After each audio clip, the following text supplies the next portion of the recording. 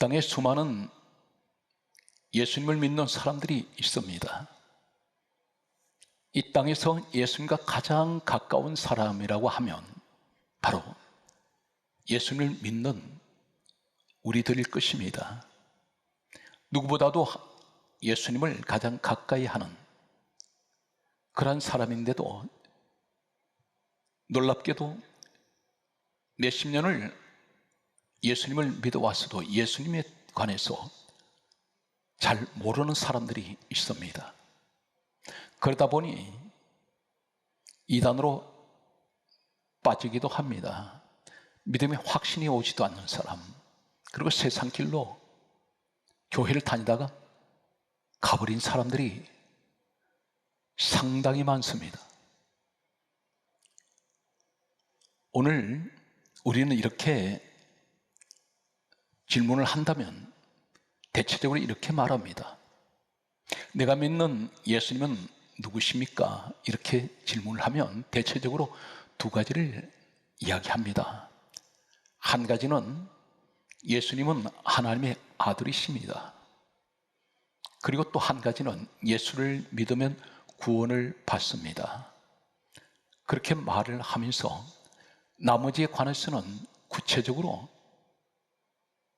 말을 잘 하지 못합니다. 오늘 저는 이 시간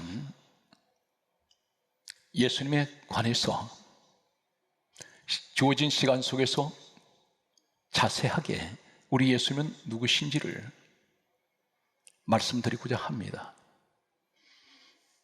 우리가 예수를 믿고 살면서 늘 불안해하고 때때로 이 세상은 마치 바닷가에 가면 끊임없이 밀려오는 파도 같은 이런 여러 가지 시험과 크고 작은 문제의 연속 속에서 이 땅에 태어나서 이 땅을 떠날 때까지는 우린 그러한 환난과 여러 가지 시험, 어려움 속에 살아가고 있습니다. 그러나 만약 오늘 이 시간 내가 우리 예수님이 누구신지를 좀 더 정확하게 알고 예수님에 관한 믿음의 확신을 가진다면 어떤 환난, 시험, 어려움이 와도 우린 극복할 수가 있고 이길 수가 있습니다. 이것은 곧 믿음의 확신을 가질 수가 있습니다. 오늘 이 자리에 여러 가지 상황이 다르고 환경은 달라도 고난 가운데 계신 분들이 있을 것입니다. 육신의 질병, 그리고 정신적인 여러 가지 어려움, 고뇌, 그리고 생활에서 오는 좌절, 환경에서 오는 여러 가지 어려움이 있을 것입니다. 오늘 우리 예수님을 말씀드리면서 이 말씀을 그대로 믿으실 때에 여러 환경에서 지금 겪고 있는 이 고난은 우리 성도들이 믿음으로 이길 수 있기를 간절하게 소망합니다. 예수님을 소개합니다.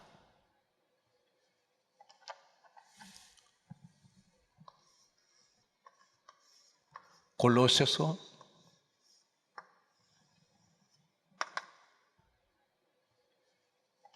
1장 16절 말씀을 보면 우리 예수님을 가리켜 다음같이 말씀하고 있습니다. 성경 66권은 누가 기록하게 하셨습니까?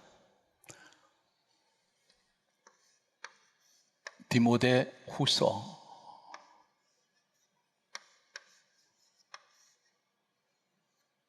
3장 16절에는 모든 성경은 하나님의 감동으로 기록이 되어 있습니다. 하나님께서 성경을 기록하시도록 기록한 사람들에게 감동을 주셨습니다. 이 감동을 주셨다는 것은 성경을 기록하도록 생각을 주셨고 친히 말씀을 하셔서 성경을 사람들이 기록을 했습니다. 그 말씀 가운데 골로새서 1장 16절에는 다음과 같은 말씀을 하고 있습니다. 우리 예수님을 가리켜 만물을 그가 창조하였습니다. 만물이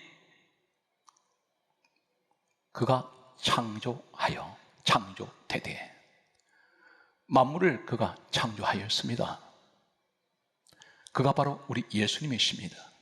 예수님께서는 우주 만물을 창조하셨습니다. 그리고 골로새서 1장 16절에는 만물은 그를 위하여 창조되었습니다.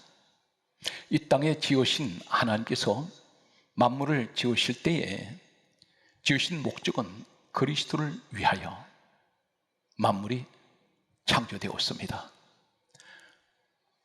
이사야 43장 21절에는 이 백성은 내가 나를 위하여 지었나니 나를 찬송하게 하려 함이라. 하나님께서 백성들을 지으신 이유는 하나님을 찬송하게 하기 위해서 지으셨다고 말씀합니다. 이 찬송은 하나님께 예배하고 하나님의 영광을 돌리는, 하나님께서 기뻐하시는 모든 성김을 말씀하고 있습니다. 성경 말씀은 계속 보면 골로새서 1장 18절에는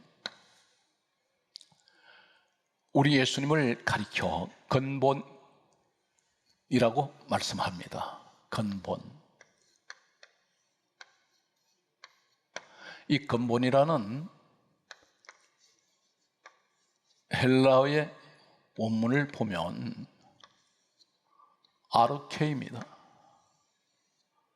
아르케.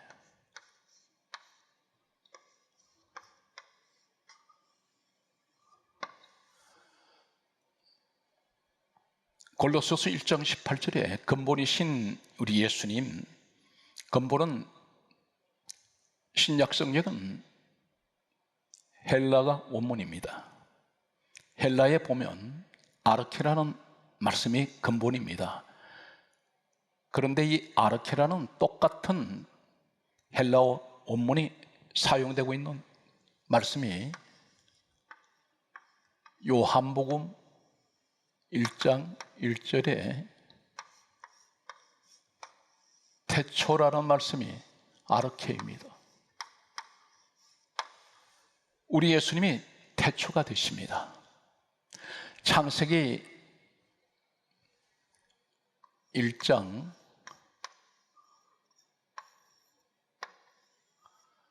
1절의 첫 시작이, 성경의 첫 시작은 태초에 하나님께서 천지를 창조하시니라. 이 태초는 구약 성경은 히브리어로 되어 있습니다. 그런데 태초를 헬라어로 말씀하면 성경 첫 시작이 아르케로 시작됩니다. 우리 예수님, 근본이신 예수 그리스도가 태초가 되십니다. 다시 말씀드려서 성경의 첫 시작이 예수로 시작하여 성경의 마지막 책인 계시록 22장 20절에서 21절 말씀에 보면 성경의 마지막 장절은 계시록 22장 20절에서 21절입니다. 성경의 마지막 계시록 22장 20절에는 아멘 주 예수여 오시옵소서, 21절에는 주 예수의 그리스도의 은혜가 모든 자들에게 있을지어다 아멘. 예수로 시작하여 예수로 마쳐집니다. 태초로 시작해서 아멘으로 마쳐집니다. 계시록에는 우리 예수님을 가리켜 아멘이시오, 충성이시오, 창조의 근본이신 그이가 가라사대. 우리 예수님은 아멘이 되십니다. 시작과 끝이 되십니다. 성경의 시작과 끝은 모두가 예수 그리스도로 시작하여 예수 그리스도로 맞춰진다는 사실입니다. 전 성경은 무엇을 말씀하고 있습니까? 요한복음 5장 39절과 46절 말씀에 보면 예수님께서 하신 말씀이 요한복음 5장 39절에는 이 성경은 내게 대하여 정언하는 것이다, 예수님에 관한 말씀이라는 것입니다. 성경 66권 어디로 읽어도 예수가 보여야 합니다. 하나님께서 성경을 기록하게 하신 목적은 예수 그리스도에 관한 말씀을 기록하신 것입니다. 모세가 기록했던 5권의 책이 있습니다. 모세오경, 모세율법이라고 하는 창세기, 출애굽기, 레위기, 민수기, 신명기 5권의 책을 가리켜 우리 예수님께서 말씀하시기를 요한복음 5장 46절에는 모세는 내게 대하여 기록하였습니다. 전 성경은 예수 그리스도에 관한 말씀입니다. 여기서 어떻게 이단이 나올 수가 있습니까?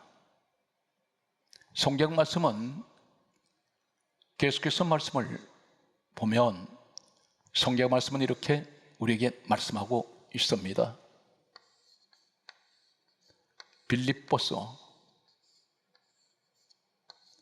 2장 6절에 우리 예수님을 가리켜 근본 하나님 본체라고 말씀하십니다. 우리 예수님이 하나님 본체가 되십니다.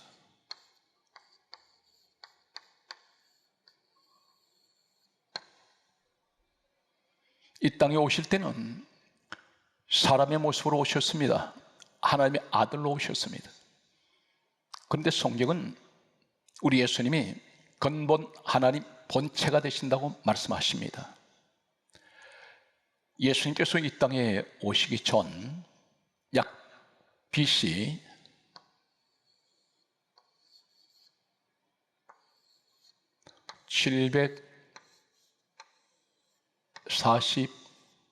745년에서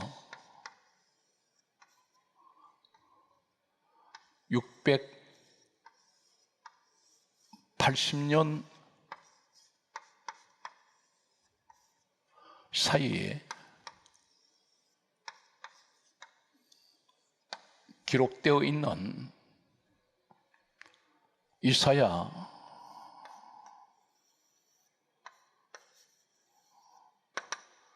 9장 6절 말씀에 보게 되면 예수님께서 이 땅에 오실 때 한 아기로, 한 아들로 오실 것을 예언하고 있습니다. 이때가 예수님이 이 땅에 오시기 전 약 700년 전에 이사야 선지자를 통하여 예언하고 있습니다. 그 말씀은 한 아기가 우리에게서 낳고 한 아들을 우리에게 주신 바 되었는데 그 어깨에는 정사를 메었고, 정사는 통치권을 말씀합니다. 모든 만물을 다스리시는 통치권을 말씀하고 있습니다. 정사를 메었고 그 이름은 5가지를 말씀합니다. 기묘자, 모사, 전능하신 하나님, 영존하시는 아버지, 평강의 왕이라고 말씀하셨습니다. 기묘자, 원더풀, 모사, 카운셀러, 그리고 전능하신 하나님, 마이티 갓, 영존하신 아버지, 평강의 왕. 우리 예수님께서 기묘자가 되시고 모사가 되시고 전능하신 하나님이십니다. 그리고 영존하시는 아버지, 영원하신 아버지, 평강의 왕이 이 땅에 오셨습니다. 이제 신약에서 우리 예수님께서 이 땅에 오셨을 때에 하시는 축복의 말씀이 있습니다. 오늘 사랑하는 성도 여러분, 이 말씀을 단순한 지식으로 생각 속에 기억하지 말고 믿음으로 가슴에 말씀을 새기시는 이 축복의 시간 되시기 바랍니다. 예수 그리스도의 이름을 소개합니다. 예수라는 이름의 축복은 우리에게 엄청난, 말로 표현할 수 없는 크나큰 영광이며 우리에게 큰 축복을 하나님께서 주셨습니다.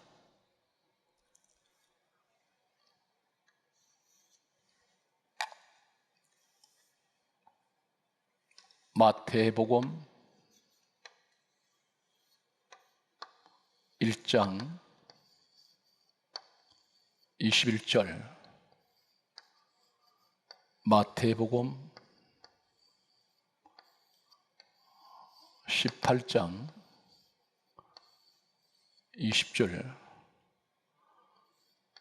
마가복음 9장 38절, 누가복음 24장 47절, 요한복음 1장 12절, 요한복음 11장 25절, 요한복음 14장 6절,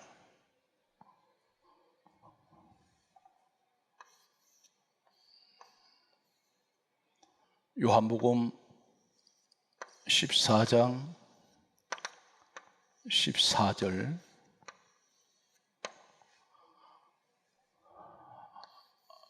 요한복음 14장 26절, 요한복음 15장 26절, 요한복음 20장 31절,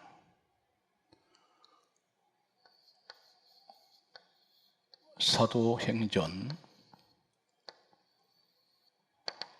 1장 8절, 사도행전 3장 6절, 사도행전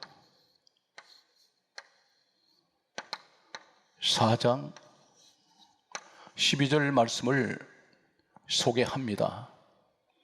우리 예수님 위대하신 그 이름 예수, 이 이름은 마태복음 1장 21절 말씀에는 이름을 예수로 하라, 이는 자기 백성을 죄에서 구원하실 자이심이라. 예수 이름은 구원입니다. 예수 이름을 믿는 사람은 반드시 구원을 받습니다. 성경 말씀은 이렇게 말씀합니다. 사도행전 4장 12절에 말씀하시기를 다른 이로서는 구원을 받을 수 없나니 천하 사람 중에 구원 얻을 만한 이름은 예수 외에는 주신 일이 없습니다. 성경은 단언합니다. 예수 한 분만 구원이 되십니다. 예수 한 분만 진리가 되십니다. 마태복음 18장 20절의 말씀을 보게 되면 성경 말씀은 너희가 두세 사람이 내 이름으로 모이는 곳에, 다시 말씀드려서 두세 사람이 예수 이름으로 모이는 곳에는 나도 그들 중에 있느니라 말씀하셨습니다. 예수 이름으로 모이는, 단 두 사람이라도 모이는 그 자리가 예수 이름으로 모이는 자리면 우리 주님은 그 자리에 계신다고 말씀하십니다. 마가복음 9장 38절에는 예수 이름으로 귀신이 쫓겨나갑니다. 악한 영은 예수 이름 앞에 속수무책입니다. 혼비백산 도망갑니다.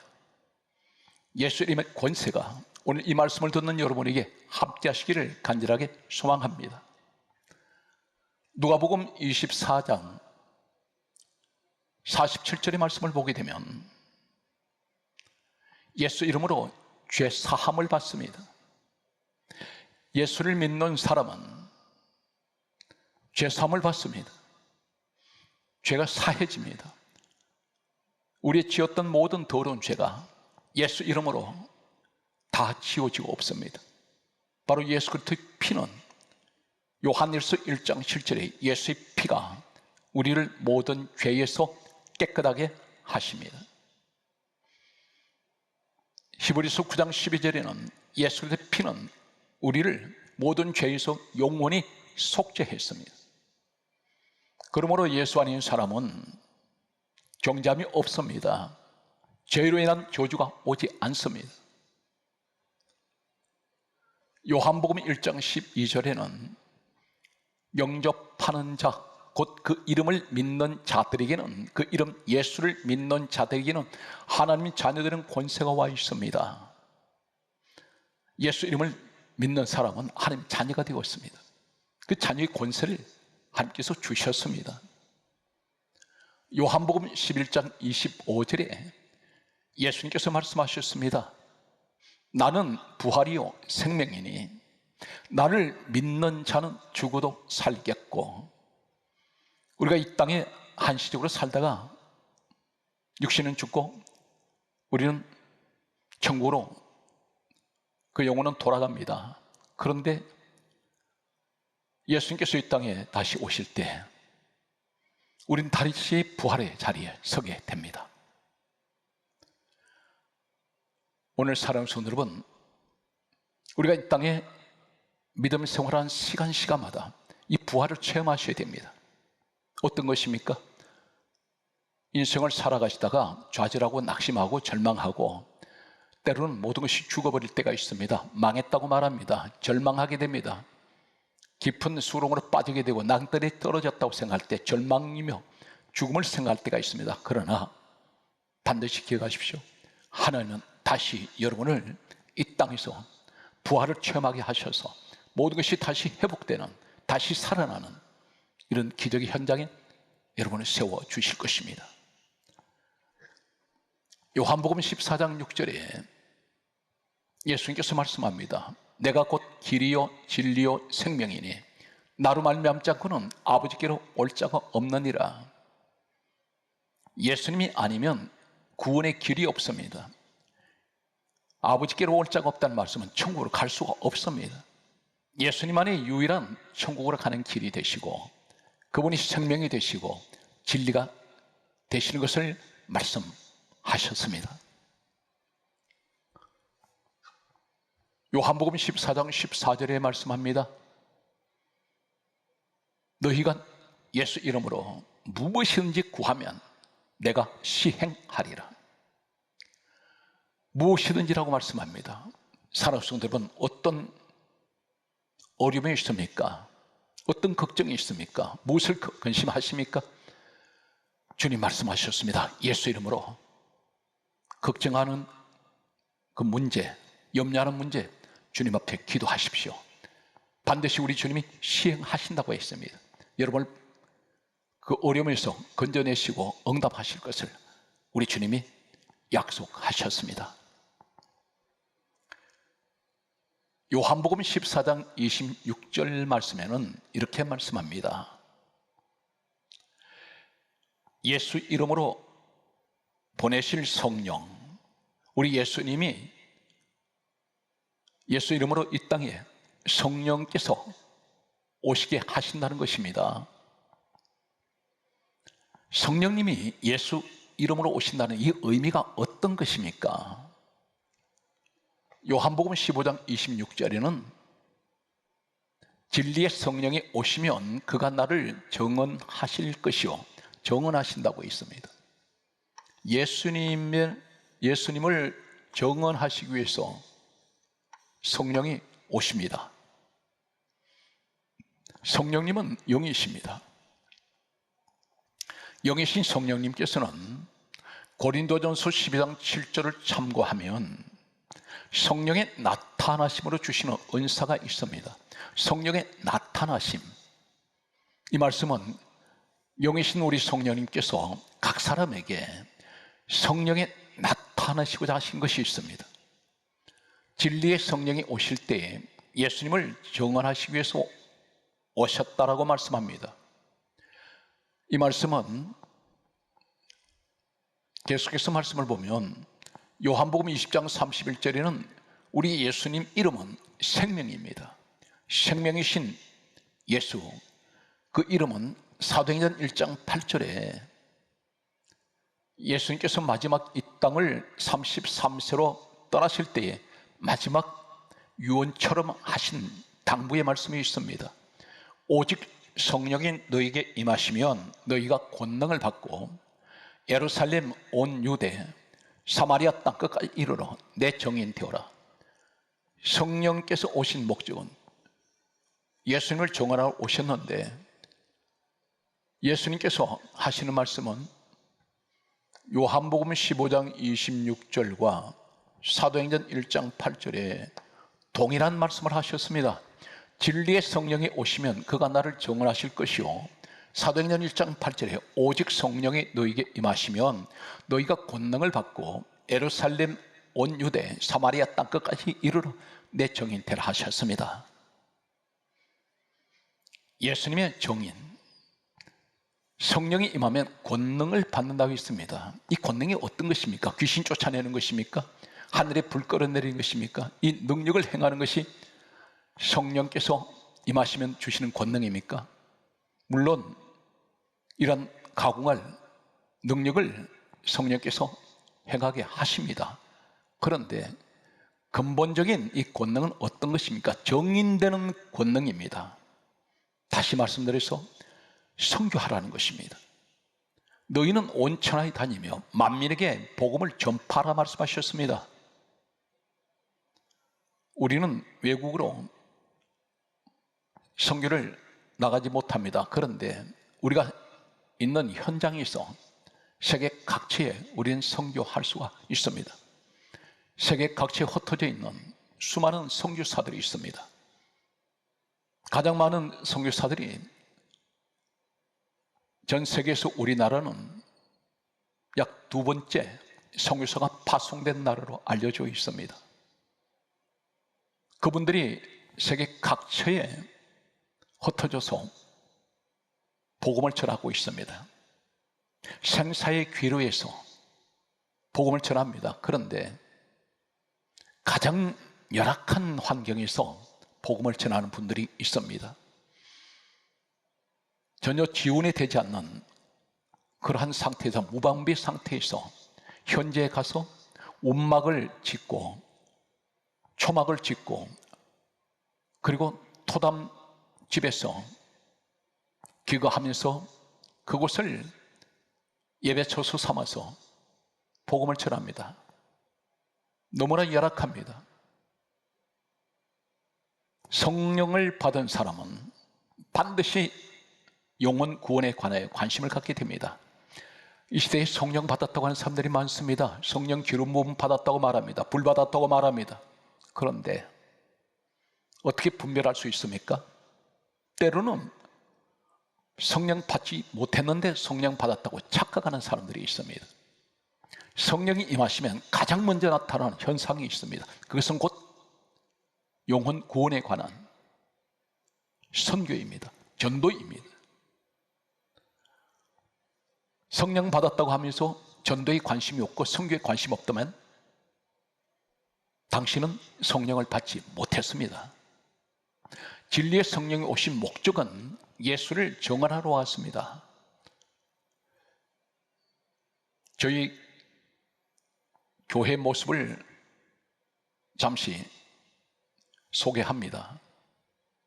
현재까지 저희 교회는 대단히 저희들은 작은 교회, 그리고 가난한 교회입니다. 지금까지 31개 나라에 하나님께서 저희 교회에 선교 사명을 주셔서 가장 열악한 선교사들, 그들을 지원하기 위해서 교회가 없어서 현지에서 전도를 해도 정착을 하지 못합니다. 데려다 놓으면 다시 돌아가 버린다고 합니다. 마땅한 교회당을 마련하지 못하고 있습니다. 저희 교회에서 하나님께서 베푸신 은혜로 현재까지 31개 나라에 133개 31개국에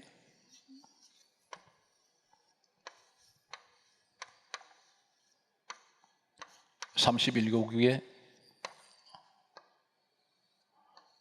133개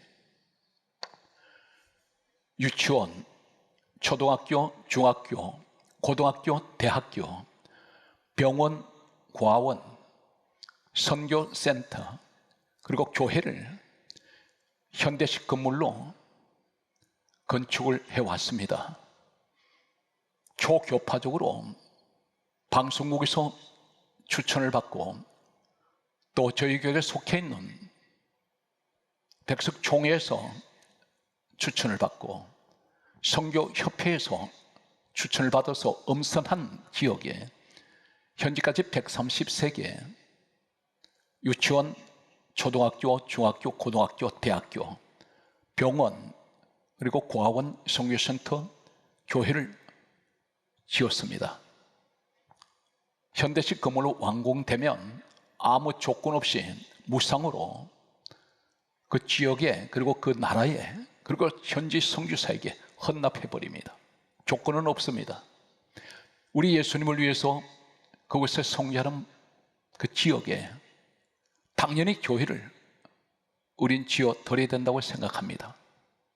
여기는 어떤 조건이 있을 수가 없습니다. 막대한 예산이 필요합니다. 저희 교회는 선교가 목적입니다. 현지에 우리가 쓸 예산이 부족해도 해외의 교회 건축은 최우선적으로 지금까지 진행해 왔습니다. 이 모든 것은 하나님이 하신 일입니다. 성령께서 선교의 사명을 주셔서 이 일을 감당할 수가 있습니다. 아무리 생각해도 도저히 할 수 없는 일을 하게 하셨습니다. 그런데 이번 주에 갑자기 선교협회에 제가 전화를 하게 되었습니다. 성령께서 제 마음에 선교협회를 통해서 전화를 하도록 저에게 생각을 주셨습니다. 선교협회 회장하고 통화를 하는 가운데 지금 어려운 교회가 있습니까? 물어봤더니 3개 교회가 있는데 필리핀, 그리고 또 한 군데는 기르스탄이라는 곳이 있습니다. 또 한 군데가 있습니다. 3군데 나라에서 한 교회는 완전히 화재로 인해서 전소가 되어서 작년 8월에 화재가 났는데 1년이 지난 지금까지 화재 재뜸 위에서 대책 없이 그분들은 성도들이 예배를 드리고 있다고 했습니다. 전혀 지원의 손길은 끊어져 있습니다. 또 한 군데는 건축공사를 하다가 재정난 때문에 공사가 중단된 지가 5년이 지나고 있다고 했습니다. 전혀 공사 진행을 할 수가 없습니다. 또 한 군데는 7년이 지나서 지금까지도 방치가 되어 있다고 했습니다. 이 말을 듣는 순간 너무 안타까웠습니다. 앞뒤 생각할 겨를 없이 우리 교회에서 지원을 해서 3군데 교회를 건축하겠습니다 했습니다. 이것은 우리가 선교는 돈이 있어서 하는 것이 아닙니다. 사명으로 하는 것입니다. 사명으로 하면 모든 것은 우리 성령 하나님께서 모든 것을 이루어질 수 있도록 모든 것을 우리 성령님이 도우시고 필요한 모든 것을 하나님께서는 해결해 주셨습니다. 사랑하는 성도 여러분, 예수 그리스도를 증거하십시오. 예수를 소개하시기 바랍니다. 가장 큰 예국은 예수 그리스도를 믿게 하는 이 일을 우리가 사명 감당할 때 이 땅에 세우신 하나님의 피값으로 사신 교회마다 성도들이 가득 차고 넘칠 때 하나님께서는 진정으로 이 날을 축복하실 것입니다. 성경에는 이름 하나로 인하여 주시는 12가지 축복이 기록된 말씀이 있습니다. 이 말씀이 바로 구약 성경 민수기 17장 1절에 기록되어 있는 아론의 쌍난 지팡이 사건입니다. 민수기 17장 2절, 3절, 4절, 5절, 8절 말씀과 사도행전 7장 38절,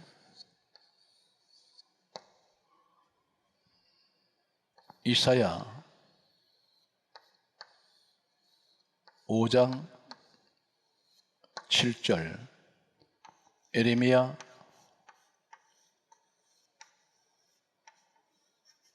5장 14절 말씀을 보면 마가복음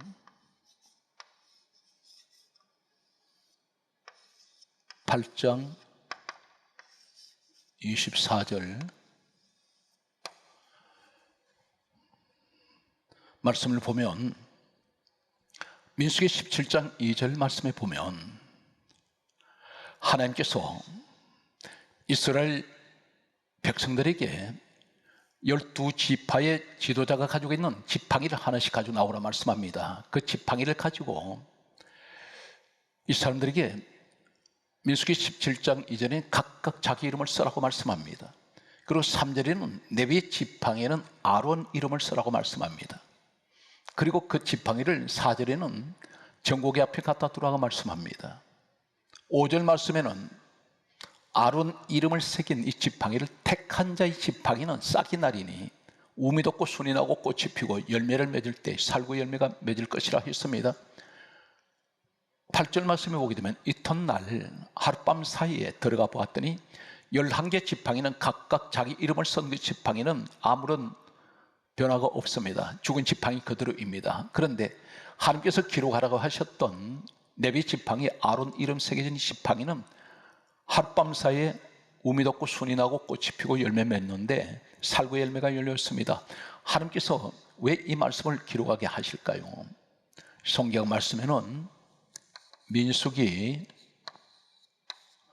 17장 5절과 10절에는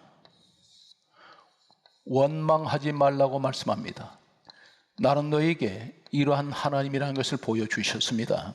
여기가 어디입니까? 그들은 광야입니다. 광야를 가리켜 사도행전 7장 38절은 광야 교회라고 말씀하고 있습니다. 복음적으로 오늘날 교회를 말씀합니다. 교회에서 원망하는 일이 있습니다. 하나님께서 이 원망을 들으시면서 하신 말씀이 내가 이 마른 막대기 지팡이를 살리는 사건을 말씀하시면서 원망하지 말라고 말씀합니다. 단 하나, 이름 하나 때문에 이 지팡이에 살아난 지팡이가 있습니다.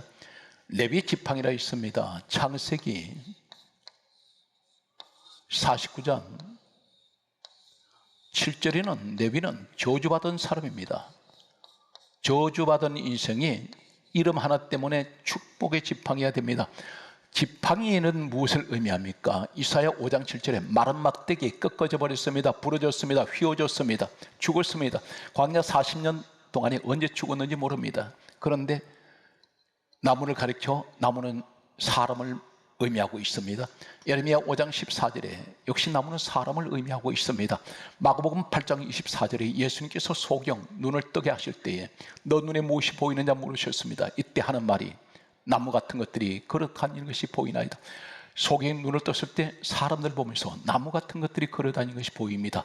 이 말은 나무는 상징적으로 사람을 의미하고 있습니다. 그렇다면 우리 인생이 때로는 저주받은 인생, 마른 막대기 죽어버린 지팡이, 내 인생은 죽었습니다. 좌절합니다. 절망입니다. 여기서는 다시 생명이 들어갈 수가 없습니다. 살아날 수가 없습니다. 그런데 예수 이름, 이 사건은 바로 무엇을 말씀하고 있습니까? 요한복음 5장 39절에 이 성경은 내게 대하여 증언하는 것이라 있습니다. 바로 복음적으로 예수 이름이 마른 막대 같은 내 인생에게 기록이 되면, 예수 이름을 내 마음에 새겨 넣으면, 예수 이름을 믿으면 죽은 지팡이 살아납니다. 이 지팡이는 기적의 지팡이입니다. 다시 말해서 하나님은 예수 이름을 복음적으로, 예수 이름 너 마음에 새겨 놓으면, 예수 이름을 믿고 있으면 나는 너에게 기적의 하나님이야. 죽어버린 마른 막대 같은 너 인생을 나는 살려낼 기적의 하나님. 이 지팡이를 살려낼 수 있는 현대 과학은 아직도 없습니다. 죽은 지팡이를 살릴 수가 없습니다. 하나님만이 일을 하십니다. 나는 너에게 기적의 하나님, 나는 너에게 능력의 하나님, 나는 너에게 도우시는 하나님. 이름 하나 때문에 이 지팡이가 살아납니다. 나는 너에게 부활의 하나님,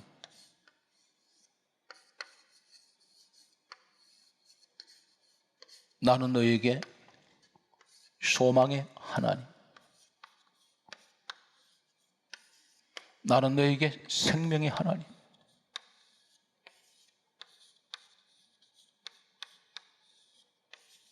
나는 너에게 영생의 하나님.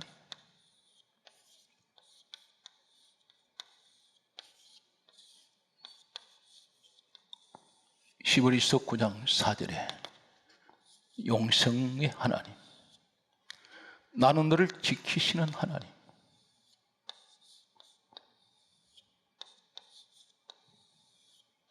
나는 시간을 초월하는 하나님,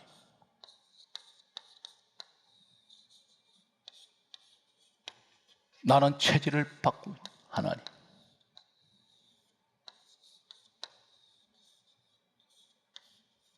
나는 너에게 축복의 하나님,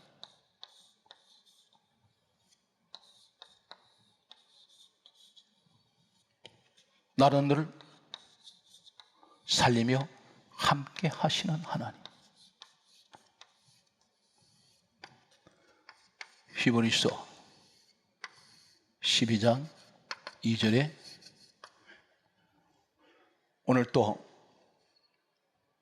우린 예수 이름으로 이런 마른 막대기 인생이 축복의 인생으로 바꿔지는 오늘 놀라우신 이 기적의 현장이 바로 이 말씀을 듣는 모든 여러분에게 나타나시기를 주의 이름으로 축복합니다.